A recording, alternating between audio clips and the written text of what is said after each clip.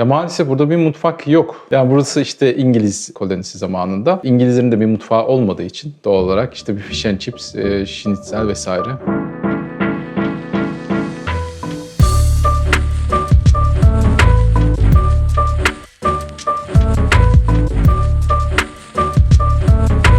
Avustralya'da Asya mutfağı biraz domine ediyor burayı. Çok fazla Vietnam restoranı var ve diğer işte Çin mutfağı vesaire çok fazla domine ediyor. Ama gelişime çok açık aslında. Özellikle South Avustralya. Yeteri kadar emek verirsen fark yaratabilirsin.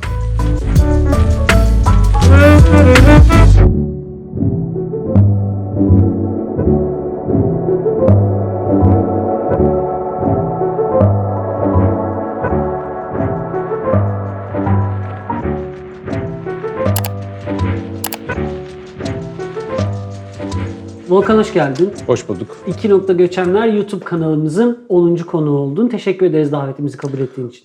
Rica ederim. Ben teşekkür ederim beni davet ettiğin için. Şimdi Türkiye'de Balıkesir Üniversitesi'nde konaklama işletmeciliği bölümünden mezun oldun. Evet. Bir süre otelcilik sektöründe çalıştın. Sonra mutfak bölümüne geçerek aşçı olarak çalışmaya devam ettin turizm alanında. 2010'dan beri mutfakta şef olarak çalışıyorsun ve bu süreçte Güney Kore'de, Avusturya'da, Amerika'da iş deneyimlerin oldu. Şimdi de Avustralya'dasın. Evet.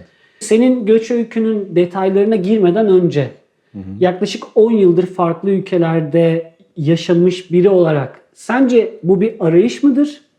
Aradığın şeyi Avustralya'da buldun mu? Çok buldum denemez aslında. Benim Avustralya'ya gelmek en büyük hayalimdi. Yani Avustralya'yı o kadar çok büyütmüştüm ki ben kafamda. Hani en büyük hayalimdi buraya gelmek benim. Ama bu süreç çok uzadı. Yani 13 sene kadar bir süre geçti.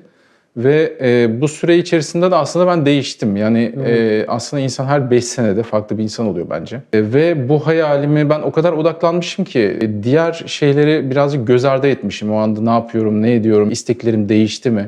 Yani Avustralya'ya gidince her şey böyle benim için olacak gibiydi o zamanlar. Aslında Avustralya'ya gelince Avustralya benim için en büyük hayal kırıklığı. Belamı buldum gibi yani. Çok keyifli olacak o zaman bu Avustralya deneyimlerini konuşmak seninle. Peki seni biraz daha iyi tanımak için Avustralya'ya göç etmeden önceki hayatından bize bahseder misin biraz? Belirli bir dönem turizmde çalışıyordum. İşte otelcilik ya da seyahat ajantalarında.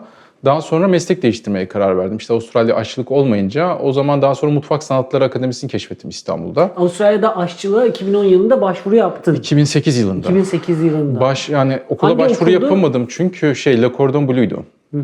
Başvuru yapamadım çünkü dil için bir yeterlilik isteniyordu. Onu alamadım o zaman.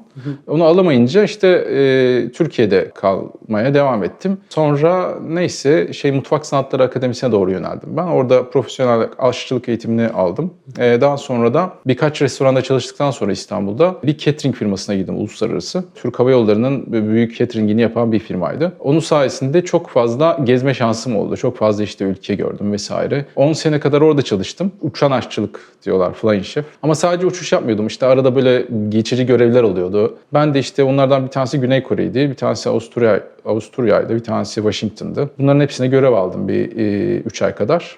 O süre içerisinde de Almanya vardı. Evet, Almanya güzeldi. Tam Christmas döneme gitmiştik oraya da. Flying Chef olarak çalışma deneyimi nasıldı? Yani orada çok dar bir alandasın galiba ve anlık mı yapıyorsunuz yemekleri orada? Sipariş mi geliyor? Ne oluyor? Business için soruyorum tabii. Ekonomide belli zaten. Ya da siz ekonomi... Seçenekli oluyordu yemekler. Tabii yemekler önceden pişmiş yükleniyor ama biz orada işte ısıtıp tabaklama işlerini, soslarını eklemesini vesaire onları ayarlıyorduk. Yemekle ilgili bir sıkıntı olduğu zaman bir muhatap bulabilmesi oluyordu kendi yani yemekle ilgili konuda. Yani asıl olay o, hani yoksa biz orada hani yemek pişirip şey yapmıyoruz. Zaten çok küçük bir ortamda çalışıyoruz yani. Aslında işin olayı oydu. Tabii o etlerin pişme derisini falan fırınlarda ayarlayabildiğimiz kadar. Biz memnunduk Türk Hava Yolları'nda yediğimiz her şeyden, yani gayet güzel geliyordu bize. Güzeldi bir Peki ara. sen bu mesleği seviyordun herhalde yaparken. Yani ilk önce de çok seviyordum tabii ki. Çünkü çok fazla gezme. Ben hani monotonluğu çok seven bir insan değilim. Çok boş durmayı da seven bir insan değilim. O yüzden benim için çok iyi bir meslekti aslında. Sürekli her hafta farklı bir ülkeye gitme şansım oluyordu. Orada gittiğimizde de bir boş zamanımız oluyordu. Türkiye-based şekilde yaşıyordun ama dünyayı da geziyordun. Tabii. İlgilendiğin, sevdiğin işi de yapabiliyordun. Aynen. O zaman soru, yani hangi noktada artık Türkiye'de kalamayacağım dedin? Kesin bir nokta çok olmadı. Hatta biz Nurten'le birlikte hep buraya daha sonra işte aşçılık olmayınca Göçmenlik için araştırmaya başladık Avustralya'ya. Hatta 2 seçeneğimiz vardı. Biri Kanada, biri Avustralya. İşte Kanada çok soğuk olduğu için Avustralya'da karar verdik. Oraya doğru odaklandık. Ve Türkiye'de bir problem yoktu o zaman. Türkiye'de Şu bir an- problem yoktu, yok. Evet, şu an neden Avustralya'da yaşamak istediğini konuşuyoruz yani. Evet, evet. Türkiye'de bir problem yoktu ama zaman geçtikçe kararda ne kadar doğru bir karar aldığımızı anladık. Güzel. Yani neden Avustralya diye bir sorun vardı. Az önce cevap verdin ama Evet. Avustralya'ya karşı seni tetikleyen ilk şey neydi? Herhalde şeydi, yani aşçılık konusunda gidebileceğim yerler sınırlıydı zaten. İşte ya Fransa'ya gideceğim, Fransızca dili hakim olmadığım için, turizme çalıştığım için zaten İngilizcem vardı. Farklı doğa, farklı hayvanlar falan. Yani her şey farklı ya. Bir görmek istemiştim açıkçası. Şimdi hayal kırıklıklarını soracağım Avustralya ile ilgili ama öncelikle şef olmak üzerine biraz soru sormak istiyorum. Avustralya'da şef olarak çalıştın, bazı organizasyonlarda, önemli yerlerde görev aldın. Türkiye'de de deneyimlerin var. Uluslararası bir şirkette de, farklı ülkelerde de görev aldın. Özellikle Türkiye ile kıyaslarsan Avustralya'da şef olarak çalışma deneyimin ne gibi farklılıklar öne çıkıyor? Avustralya'da ben mutfakta çalıştığım süre boyunca minimum iş gücüyle maksimum ne kadar fayda sağlanır onu birazcık tecrübe etme şansım oldu. Çünkü burada işçilik çok pahalı olduğu için bizim Türkiye'de alışık olduğumuz gibi mutfaklarda 10-15 aşçı yok yani bir restoranda. Burada daha çok yani 2 aşçı, 3 aşçı işte 200 kişilik restoranlarda bile en fazla 4 kişi, 5 kişi. Ve benim çalıştığım yerlerde de öyle. Yani bir normal bir restoranda işte 100 kişilik bir restoranda 2 tane aşçı içeride bütün yemekleri 2 aşçı çıkarıyorduk. Yok başka kimse yok senden başka. Bir tane kitchenant dediğimiz insan oluyor. O da bulaşıklarla ilgileniyor. Ya da sana bir şey malzeme temin edebiliyor. Her şeyi sen yapıyorsun yani. Evet 2 kişi sıcak, soğuk yani her şeyi o anda yapman gerekiyor. Çoğu restoranda işte pub kültürü olduğu için burada çok. Yemeklerin kalitesi bir dışarı çıktığınızda pub kalitesinde oluyor ve çok iyi değil. Ancak çok iyi bir restorana gitmeniz gerekiyor ki orada hani bir şeyler yapılsın. Çünkü iyi yemek yapmak için birazcık emek istiyor. Burada da çok iş gücü pahalı olduğu için açıkçası onu çok bulamıyorsunuz. Türkiye'de çok fazla aşçı hani 10-15 kişi olur mutfaklarda aşçı olarak. Burada öyle bir şey mümkün değil. Yani sürdürülebilir olmuyor. Peki Türkiye'de bir aşçı arkadaşımdan duymuştum. Türkiye'de mutfaklarda küfür kıyamet gidiyor çalışılırken Gidebiliyor diye. bazen tabii. Avustralya'da nasıl? Avustralya'da böyle sert şeyler var mı? Var tabii. Yani mutfak ortama... Mutfak varsa küfür var mı abi? Var tabii ki mutlaka var. Çünkü çok stresli bir ortam. Yani o rush hour'da tüm siparişlerin bir araya geldiği zamanlarda yani inanılmaz hani şu anda bizim çalıştığımız şeyde bile arada ben bazen yükselebiliyorum. Çünkü yani gerçekten stresli bir ortam. Böyle aynı zamanda stres vesaire böyle şeyler olabiliyor. Yani orada da aynı, burada da aynı gibi. Pek bir fark yok. Yok. Burada bir iki yıl mı çalıştın önemli yerlerde, önemli organizasyonlarda şef olarak? Tabii 2 sene çalıştım. Geldiğimizde bir restoranda çalıştım bir yerde geçici olarak. Daha sonra bir otelde, Intercont Otel'de çalışmıştım. Daha sonra Güney Avustralya'nın en büyük fuar merkezi olan Convention Center'da çalıştım. Orada full time'dım ve pozisyonum da iyiydi. Şef de partiydim orada. Orada günlük yani 7-8 bin kişilere varana kadar yemekler yapıyorduk ve yoğun bir iş vardı orada. Mutfak büyüktü. Orada bir sene kadar çalıştım. Daha sonra kendi yerimize Evet, kendi yerini açmayla ilgili Açtık. motivasyonun neydi tam olarak? Yani seni buna iten en büyük sebep neydi? Yani maddiyatla ilgili bir sebep vardır ama bunun dışında önceki çalıştığın yerdeki zorluklar da var mı? Sadece maddiyat olmayabilir çünkü. Ya var aslında. Öncelikle ben hani böyle tamamen mutfakta 7/24 eski Türkiye'den geldiğimizde sürekli bir seyahatteydim. Sürekli mutfakta değildik tabii ki. Hani mutfağın çalışma saatleri yoğundur. 60 saat çalışırsın haftada. Her gün belki 10-12 saat çalışırsın. Haftada bir gün izinin vardır Türkiye'deyken. Sürekli ayaktasın. Çok yorucu bir iş. O tempoda değildik biz şey olarak en son ben. Son 10 sene öyle bir tempoda değildim. Sürekli işte seyahate gidip geliyorum vesaire. Ve o tempoya çok alışık olmadığım için burada birazcık zorlandım açıkçası. Biraz da yaş da artık Burada da ilerlediği mı için. aynı tempo var? Tabii. Yani yok burada o kadar çalışma saatleri uzun değil ama sonuçta mutfak temposu aynı, ağır iş. Biz Avustralya'ya gelmeden önce bir sene kadar Amerika'da kaldık. Orada küçük bir kendi işimizi yapması şansımız oldu. Orada da yani kısa zamanda güzel bir başarı elde ettik orada. Aha. Daha sonra Avustralya'ya geldik. Kendi işimizi yaptıktan sonra Amerika'da ve güzel bir işte kazanç sağladıktan sonra buraya gelip de bir yerde çalışamadım. Yani kendimi köle gibi hissetmeye başladım artık. Yani ne de olsa yani hiç iş yapmasam bile bir yerde gidip otursam Bu durumdan çok rahatsız olmaya başladım. Ama vize için de full time bir yerde çalışmam gerekiyordu. İşte PR'a başvurmamız için vesaire. Birazcık sabrederek ve dişimi sıkarak açıkçası çalıştım. PR'ı aldın mı? PR'a başvurduk. Şu an sonucunu bekliyoruz. Çok iyi. Ya biraz ekonomik olarak da karşılaştırabilir misin? Türkiye'de şef olarak çalışmakla Avustralya'da bir yerde şef olarak çalışmak ekonomik olarak ne kadar farklı? Bayağı farklı. Burada çok daha iyi tabii ki. Çünkü burada mesleklerin kıymeti var. Sen de biliyorsun. Evet. Yani bir marangoz ya da bir inşaat işçisi bir yerdeki bir kurumsal bir firmada çalışan müdürden daha fazla kazanabiliyor burada. Evet. Ya da bir şef. Bir şefin saatlik ücreti ne kadar?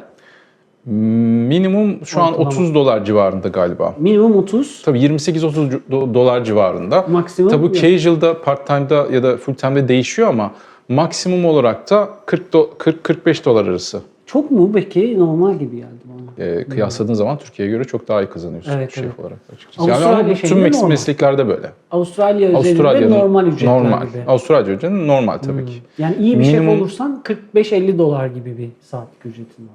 45-50 tabii. 45-50'yi bulmuyordur muhtemelen ama maksimum 45'tir yani full timer için. Anladım.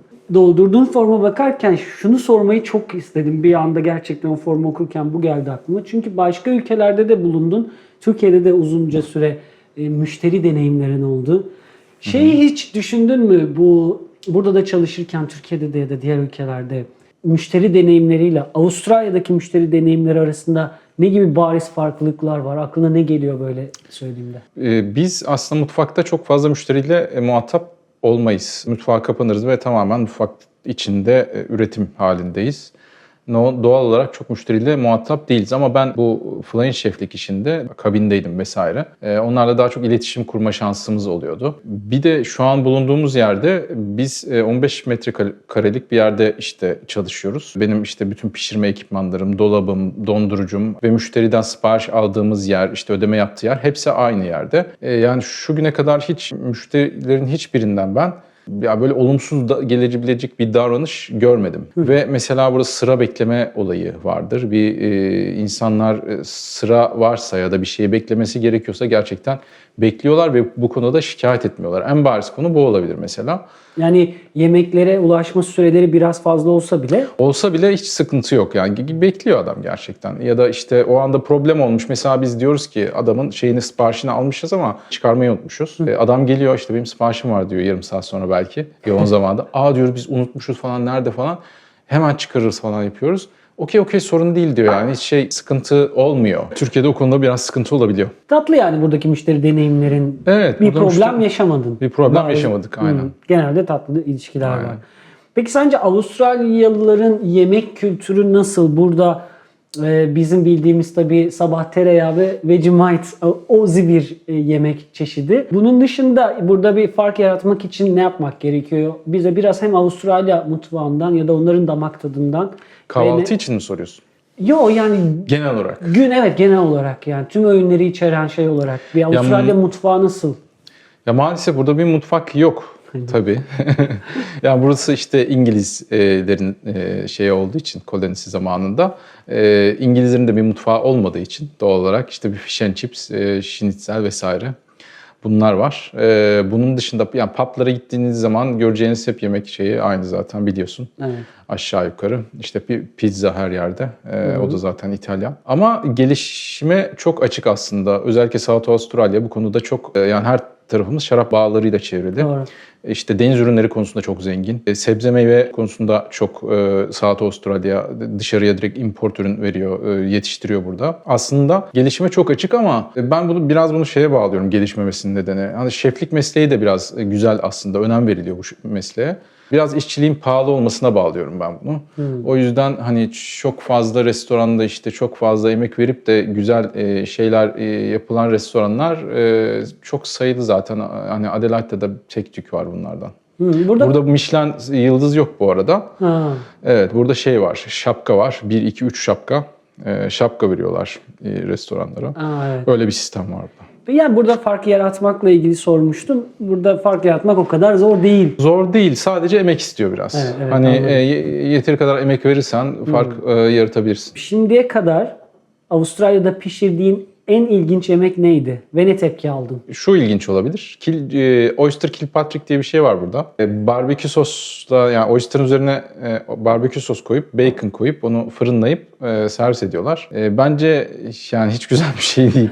Çünkü yani barbekü sosla servis edilen, yani oyster'ı fresh yemeyi tercih ederim. Ama kimisi öyle tercih ediyor. İşte zevkler, renkler, bu konuda yani diyecek bir şey yok. Hani çok ilginç bir yemek olarak da burada birazcık Avustralya'da Asya mutfağı biraz domine ediyor burayı. İşte Evet. yakın olması ve çok fazla göçmen olması dolayısıyla. Bazı sokaklar Asya kokuyor yani o baharatlar, Evet, her yerde soslar. Vietnam restoranı var. Yani Vietnam restoranı bu kadar çok olan ben hiçbir yer görmemiştim. Çok fazla Vietnam restoranı var. Ve diğer işte Çin mutfağı vesaire çok fazla domine ediyor. Ben Uzak Doğu mutfağında çalışmadım hiç. Çok fazla deneyimim yok. Bu Convention Center'da çalıştığım süre içerisinde de yaptığımız yemeklerde büfe yemekleri oluyordu bazen. Onlar da Hint yemekleri, işte köriler vesaire. Yani benim için çok ilginç bir yemek yok aslında. Yani her şey yenilebilir. Hani belki böcek falan pişirmiş olsam onu söyleyeceğim şu anda. Ya da işte Japonlar gibi yılan balığı falan ama öyle çok bir hani değişik, o kadar çok fazla bir şey açıkçası pişirmedim. Senin pişirdiklerin sana ilginç gelmiyor olabilir. Biz Evet, görsek çok ilginç ilginçmiş gelmiyordu. Evet, aynen. deriz belki. Avustralya'da şef olarak iş bulmak isteyen birini düşün ya da sen buraya gelmeden önceki kendini de düşünebilirsin. Dönüp kendine ya da şu anda Avustralya'da aşçı olmak isteyen arkadaşlara söylemek istediğin neler var sorusunu buraya gelip yaşadığın hayal kırıklıklarıyla birlikte anlatır mısın? Yani onlara pozitif tavsiye olarak ne söylersin? Bir de hayal kırıklıklarını da bu sorunun ardından ekler misin? Şeflik konusunda Türkiye'den daha çok bir şey var. İlgi ve saygı var burada Türkiye'den. Kazancı da. Kazancı da bir tık daha iyi. Bu konuda olumlu yanları var. Olumsuz tarafları olarak da birazcık hani benim beklentilerimin altındaydı Avustralya. Çok da biraz ben Amerika gibi bekliyordum Avustralya'yı açıkçası. Bulunduğumuz Adelaide'da küçük bir yer zaten. Çok fazla iş olanağı çok fazla değil. Ben de zor sorun Çok yaşıyorum. meslek konusunda da bu zaten insanlar bu sıkıntıyı yaşıyorlar. Ama diğer şehirlerde tabii daha büyük olduğu için daha geniş bu yelpaze. Senin buradaki hayal kırıklıkların sadece bunlar mı? Biraz çok fazla şey gözümde büyütmüşüm ben. Hani dediğim gibi biraz Amerika gibi bekliyordum. Amerika'ya gitmeden buraya gelseydin O zaman hiçbir problem yoktu. keşke yaşanmamış olsaydı Hiç dediğimiz problem gibi. yoktu o zaman. Biraz Türkiye ile ilgili konuşalım. Türkiye'de en çok neleri özlüyorsun? Tabii aileyi, arkadaşları özlüyoruz hepimiz. Ama onun dışında Türkiye'de neyi özlüyorsun? Onun dışında açıkçası çok özlediğim belki şey olabilir, deniz kıyıları olabilir. Özgürce yüzmek olabilir. Yani ben çok severim yüzmeyi. Evet. Biz çok yani yüzünce de açılırız yani. Bu Bayağı bir cevabı- gideriz kıyıdan. Bu cevabı kimseden alamadım. Çok haklısın. Biz de böyle derinden atlamayı severiz. Derine atlamayı. Evet, aynen. Burada kıyıda belini geçemiyorsun. Burada kıyıda belini göğsüne en fazla, yani ben birebir köpek balığı gördüm. Diyorlar ya hani köpek balığın milyonda bir işte tehlike var. Milyonda bir sana denk gelir falan. Ben de bunu kendime şey edindim. Yüzmeyi de sevdiğim için açılıyordum geldiğim zaman. Bayağı herkesin girdiği bir plaj vardı, Brighton Beach. Orada bir gün yüzme antrenmanı yapıyorum. Bayağı uzun. O iskelenin de ilerisine gittim, yüzdüm vesaire. Geri dönüş yolunda gözlükle yüzüyorum ben. Suyun altında rahat görüyorum. Yani ne gördüğümü de biliyorum öyle. Hani işte kuyruğunu çıkardı aldı, ben kuyruğunu gördüm falan vesaire değil. Neredeyse 3 metre kadar bir köpek balığı önümden yüzerek geçti. Tam kıyıya dönerken muhtemelen beni arkamdan izlemiş olacak ki yani herhalde önümden geçti. Panikleme dedim kendi kendime. 20 metre kadar sonra zaten ayağım değiyordu. İşte birkaç kulaç attım. Yüzmeme devam ettim. Hiç panikleyip işte çırpınmadım vesaire. En sonunda ayağım değdi ve hemen arkama döndüm. Baktım ileriden kuyruğunu çıkartıp geri girdi falan. Geri gitmeye başladım ben böyle. Orada kimse var mıydı? Vardı. Biraz ilerimde insanlar da vardı. Artık onlara söyledim. Onlar inandılar mı bilmiyorum artık ama. Ve daha sonra haberlerde çıktı. Orada 2 hafta önce 3 metre köpek balığı görüldüğü için plajı komple kapatmışlar. Yani bir kılı kılına bir durum oldu. Evet, Ve evet. şu anda sürekli tedirginim yani. Boyum geçmeyen zaten artık açılma gibi bir şey yok. Onu soracaktım Ve çünkü her sene kötü haber alıyoruz. Evet. Şark atak işte birileri ölüyor gerçekten. Şu an kesinlikle açılmıyorum zaten. Yani ayağım basmadığı yerde yüzmüyorum. Bu ayağım bastığı yerde bile hep tedirgin yani. Açığa baka baka yüzüyorum şu anda. Beni de Gülşah bırakmıyor ama çok özledim ben de açılmayı. Görene kadar hiç inanmıyordum gerçekten de öyle bir Var değil tehlikenin mi? şeyine. Evet, Evet, var, gerçekten var. sıkıntıymış Dikkat etmek ya. lazım. Avustralya şark atak gündemlerinden şeyi soracağım. Türkiye'deki gündemi takip ediyor musun hala? Takip ediyoruz. Takip etmek zorunda da kalıyoruz biraz açıkçası da. Takip ediyoruz. Nevşin Mengü'yü ben izliyorum birazcık. Peki bir gün tekrar Türkiye'ye döneriz gibi konuştunuz mu Nurten'le hiç aranızda? Buradaki işimizi birazcık daha rayına koyduktan sonra belki işte sürekli yaz olsa keşke, yani onu oturtabileceğimiz bir durum olsa o zaman öyle bir şey yapabiliriz. 6 ay 6 ay. 6 ay 6 ay şeklinde. Gelecek planların ne peki? Gelecek planlarım şu anki işimize odaklıyız. Zaten çok yeni bir iş. Hani bir sene oluyor önümüzdeki ay. Oraya odaklandık şu anda. Daha çok yeni. Evet, çok yeni. Orayı işte bazı eksikleri vardı. Ben onları tamamladık. Menüsünü değiştirdim, bir şeyler ekledim vesaire. Ama Avustralya'dasın yani. Avustralya'dayız. Tabii Türkiye'ye gidip geleceğiz tabii ki arada da. Hani tatil olarak ailemizi görmek Bence için. yani belki Amerika kalmış aklında, öyle bir planın var mı gelecekte diye düşündüm. Amerika'ya gitmeyi denedik aslında. İlk geldiğimizde burada çok hayal kırıklığı olduğu için benim. Amerika'ya gittik tekrar. Hatta oradaki işe devam etmeyi düşündük ama oradan vizemiz, yani biz kapıdan giremedik. Almadılar bizi, geri çevrildik maalesef. Çünkü şimdi turist vizesiyle daha önce orada 2 defa 6 ay kaldığımız için bunu biraz sorguladılar ve daha sonra bizi almadılar.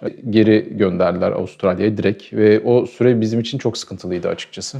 Avustralya pasaportunu edindikten sonra da deneyebilirsin ama yine de vize Evet. almak gerekiyor değil mi? Daha kolay belki. Evet, Avustralya pasaportunu aldıktan sonra vize almak gerekiyor ama bilmiyorum açıkçası. Sanırım gerekmiyor. O pasaportu aldıktan sonra belki gidebiliriz yani, Direkt bilmiyorum. yaşamak için bir şey gerekir herhalde. Direkt yaşayamayız gibi. Avustralya pasaportu da Yaşamak olsa. konusunu bilmiyorum ama turist olarak sıkıntı olmuyor galiba. Vize almanız gerekmiyor Avustralya pasaportuyla. Senin göç öykünü ve şeflikle ilgili Avustralya deneyimlerini anlatmaya çalıştık. Ama yine de bizim boş bıraktığımız alanlar olabilir. Bu konuda izleyicilerden sorular gelirse bu sorularla bir canlı yayın ya da tekrar bir video yapar mıyız birlikte? Olur, tabii ki olur. Bir de senin de bir YouTube kanalın var. Evet, bir YouTube kanalım var. Onun istersen şeyini de paylaşırım. Hem şeyde ekranda hem açıklamalarda. Olur, sevinirim ben. Sen de istersen yorum olarak da cevap yazabilirsin gelen sorulara. Tamam. Biz yine videosunu da sonra yaparız ama bazen gerçekten çok merak eden bir şeyler oluyor. Eklemek istediğin bir şey varsa bu şu anda da mikrofon sende. Tamam. Unuttuğun ya da eklemek istediğin bir şey varsa seni dinliyoruz. Hani bir spesifik bir olay var mı demiştin ya, Türkiye'den buraya göç konusuna işte karar vermeye. İşte evet. Türkiye'de ne zaman yaşayamam dedin vesaire. Aslında şeyden, yönetimden de çok değil de birazcık insanların açıkçası olaylara yaklaşımından ve verdikleri tepkilerden birazcık rahatsızdım ben. Bu gezi zamanı sırasında bir paylaşım yapmıştım Facebook'tan. O zaman ona karşı insanların verdiği tepkilerle insanların ne kadar fanatikçe böyle ahlak ve değer yargıları olmadan ya da işte bir muhakemeye yetilerini kaybettiğini anladım ben. Yani büyük bir kısmının insanlığın. Bu tepkiler çok yakınlarından da geldi mi? Can sıkıcı olan taraf da buydu zaten. İnsanların büyük çoğunun böyle olduğunu da duyunca hani böyle bir yerde bu insanlarla birlikte oluyor olmak gerçekten birazcık rahatsız etmeye başladı beni. Hani sistem bozuksa sizin de bozulmanızı, senin de bozulman lazım o sisteme ayak uydurman için. Ve artık şeyi fark etmeye başladım, yani beni olmak istemediğim bir insan şeyine sokmaya başladı yavaş yavaş. Bir yerde birisi bir sırada önüme geçmeye çalışmış ki ben işte bir gün Amerika'daydı ya da Kanada'ydı, çok hatırlamıyorum ama sıralarda insanların önüne geçmeye çalışırken bir an böyle buldum, yakaladım kendimi. Dedim ne yapıyorsun yani? Orada daha önce başkası benim hakkıma tecavüz etmiş. Ben de Bunun orada hakkın var yapmam gibi. ve hani aslında ben böyle bir insan olmak istemiyorum. Ama o oranın normali oluyor. Sen de ayak uydurmak Evet. zorunda kalıyorsun. Evet, yani Uydurmazsan doğal olarak da- bu beni rahatsız etmeye Ayak başlamıştı. uydurmazsan da kendini böyle pasif ve güçsüz bir konumda falan hissedebiliyorsun bazen. Evet, Maalesef çok iyi anlıyorum. Çok teşekkür ederiz güzel sohbet için. rica ederim. Ee, Ne demek. Bizim bir ritüelimiz var her videonun sonunda olduğu gibi. Kamerayı kapattıktan sonra söyleyeceğim. Çalışmışsın abi. Kameralar açıkken sıralar benim. Bitti. Teşekkür ederiz. Tamam. Bravo. Thank you. Çok sağ ol abi. Teşekkür ederiz. Dün gece uykum kaçtı benim. Kameradan kapatabilir Su gibi aktı ya. Avustralya'daki ilk 2 senemiz birazcık zorlu geçti açıkçası. Şu anda 1 yaşında yeni bir güzel bir işletmemiz var. Toplam 3 sene kadar Avustralya'dayız. Şu andaki işletmemizde sadece deniz ürünleri servis ediyoruz. Ancak tabii ki yurt dışında yaşayan her Türk şef gibi benim de isteğim bir Türk yemeklerini servis edebileceğim ve insanların geldiklerinde güzel vakit geçirebilecekleri ve aynı zamanda Türk şarapları da bulabilecekleri bir restoran açmak. Umarım ileride bu hayalimizi gerçekleştiririz. Avustralya'da olmak Volkan'ın en büyük hayaliydi yıllar önce ve hiçbir zaman vazgeçmedi. Buraya gelmek için bayağı emek verdik beraber ve sonunda buradayız. Volkan'ın da dediği gibi ilk 2 yılımız çok sıkıntılı, inişli çıkışlı geçse bile son 1 yıldır kendi işletmemiz var ve şu an her şey gayet iyi. Güzel bir başlangıç yaptığımıza inanıyoruz Avustralya'da ve ileride inşallah Türk yemeklerini ve Türk şaraplarını servis edebileceğimiz güzel bir restoranımız olur. Vazgeçmiyoruz. O zaman çak.